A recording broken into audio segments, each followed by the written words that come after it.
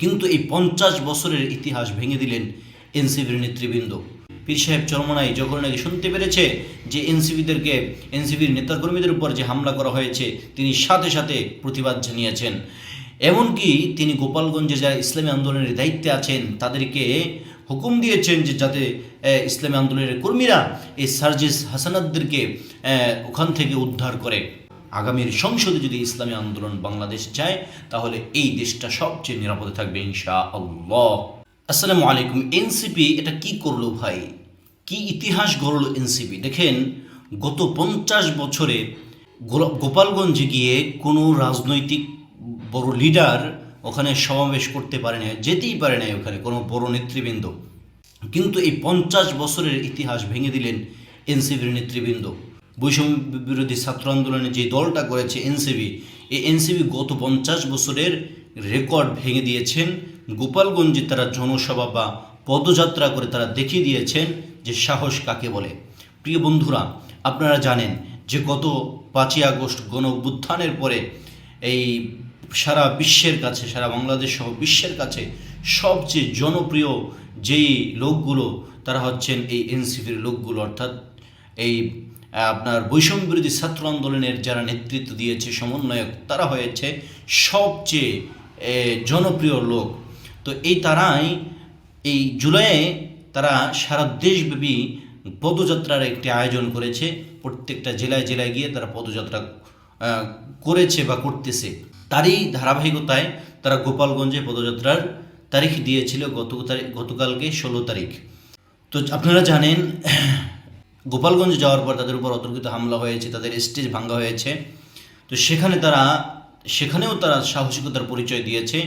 এমনকি তারা তাদেরকে সেনাবাহিনী নিরাপত্তা দিয়েছে ঠিকই, কিন্তু তারা সেনাবাহিনীকে বারবার বলেছে যে আমরা গাড়িতে উঠবো না, আমাদের নেতাকর্মী ছাড়া আমরা এখানে নিরাপত্তার যে গাড়িটা আছে ওখানে উঠবো না, আমাদের নেতাকর্মীদেরকে নিয়েই আমরা উঠব।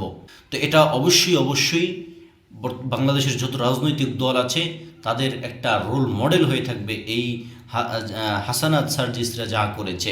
কেননা আমরা ইতিপূর্বে দেখেছি অনেক নেতা এরকম দেখেছি যে নেতা সবার আগে পালিয়েছে কর্মীদেরকে বিপদে ফেলে। যেরকম আমরা দেখেছি নেতা যাদেরকে দেশ নেতা বলা হয়, এরা দেখা গেছে লন্ডনে গিয়ে পালিয়ে রয়েছে 17-16 বছর। আবার কেউ দেখা যায় কর্মীদেরকে মাঠে রেখে সেনাবাহিনীর হেলিকপ্টার ইন্ডিয়ায় পালিয়েছে। এরকম অনেক ঘটনা আমরা ইতিপূর্বে দেখেছি। কিন্তু না, সার্জিস হাসানাতরা যেটা করেছে ইতিহাসের জন্য এটা একটা নজির হয়ে থাকবে। তারা তাদের নেতাকর্মীদের ছাড়া তারা এই সেনাবাহিনীর নিরাপত্তার গাড়িতে ওঠে নাই। দ্বিতীয় হচ্ছে ইসলামী আন্দোলন বাংলাদেশ কি করেছে।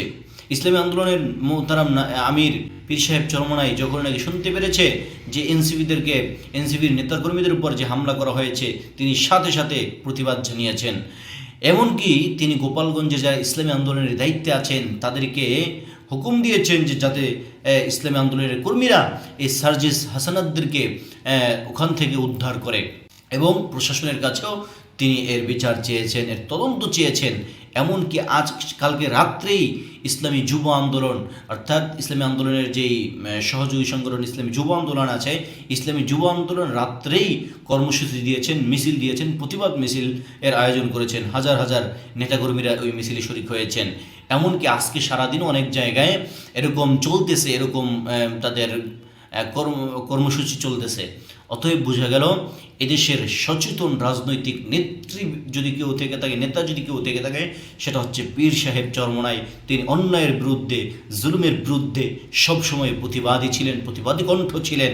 এখনও পীর সাহেব চরমনাই একই বক্তব্য, তার বক্তব্যে ফুটে উঠেছে যে এই অতর্কিত হামলার বিচার আমরা চাই। অতএব বোঝা গেল এদেশের জনগণের, এদেশের প্রত্যেকটা যত দল আছে, বাম রাম যত দল আছে, প্রত্যেকটা দল, প্রত্যেকটা গণমানুষ, প্রত্যেকটা কিছুর জন্য এদেশের জন্য সবচেয়ে নিরাপদ হলো ইসলামী আন্দোলন বাংলাদেশ। এটা বলতে কোনো দ্বিধা নাই। এই জন্য আমি বলবো আগামীর সংসদে যদি ইসলামী আন্দোলন বাংলাদেশ যায় তাহলে এই দেশটা সবচেয়ে নিরাপদে থাকবে ইনশাআল্লাহ। ভিডিওটি ভালো লাগলে বেশি বেশি শেয়ার করে দিন।